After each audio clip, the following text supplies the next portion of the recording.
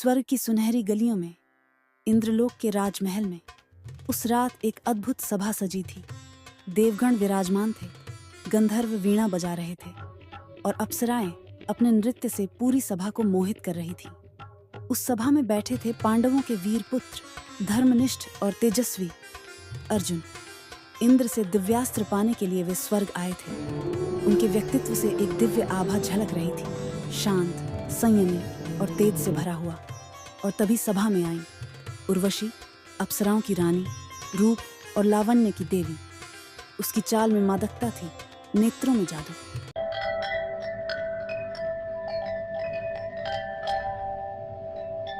दृष्टि अर्जुन पर पड़ी तो उसका हृदय कांप उठा। यह कौन है?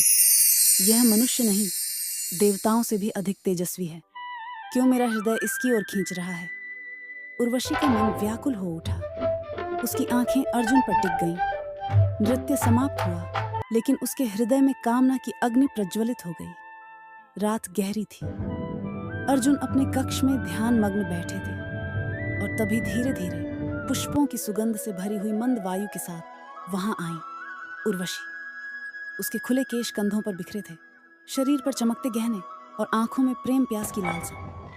वह अर्जुन के समीप आकर मधुर स्वर में बोली, हे अर्जुन, तुम्हारा तेज, तुम्हारी वीरता, तुम्हारा स्वरूप मुझे मदहोश कर रहा है। मैं, स्वर्ग की अप्सरा उर्वशी, तुम्हें चाहती हूँ। आओ, मेरे साथ प्रेम के बंधन में बंध जाओ। मेरा हृदय तुम्हारे आलिंगन को तरस रहा है। उर्वशी की आंखों में प्रेम प्यास जल रही थी। उसकी चाल, उसका स्वर, उसकी मुस्कान, सब कुछ अर्जुन को अपनी ओर खींच रहा था। क्षण भर के लिए अर्जुन विचलित हुए। उनके सामने खड़ी थी वह स्त्री, जिसके सौंदर्य ने देवताओं तक को मोहित कर दिया था। लेकिन तभी उनके भीतर का धर्म जाग उठा। अर्जुन ने गहरी सांस ली और गंभीर स्वर में कहा, देवी, आपका सौंदर्य अनुपम है। आपको देखकर कोई भी देवता, गंधर्व या मनुष्य मोहित हो सकता है, परंतु मेरे लिए आप माता तुल्य हैं। मेरे पूर्वज पुरूरवा ने आपसे विवाह किया था, इसीलिए आप मेरे लिए पूर्वजों की पत्नी और माता के समान हैं। मैं आपके चरणों में प्रणाम करता हूँ, परंतु आपके साथ किसी भी प्रकार का संबंध अधर्म होगा।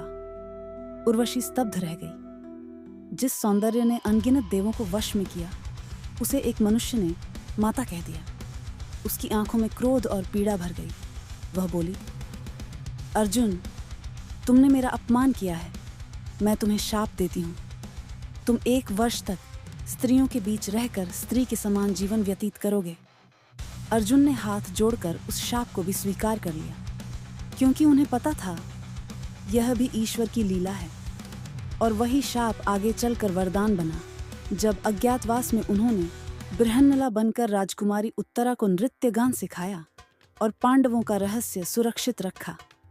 यह कथा केवल आकर्षण और प्रेम की नहीं है, यह धर्म और मर्यादा की जीत की कथा है। कामना और कामुकता स्वाभाविक हैं, आकर्षण और प्रेम जीवन का हिस्सा है, परंतु सच्चा वीर वही है जो मोह और प्रलोभन के क्षण में भी धर्म का पालन करे। अर्जुन ने उर्वशी को ठुकराकर संसार को यह संदेश दिया कि कामना क्षणिक है, पर धर्म शाश्वत है।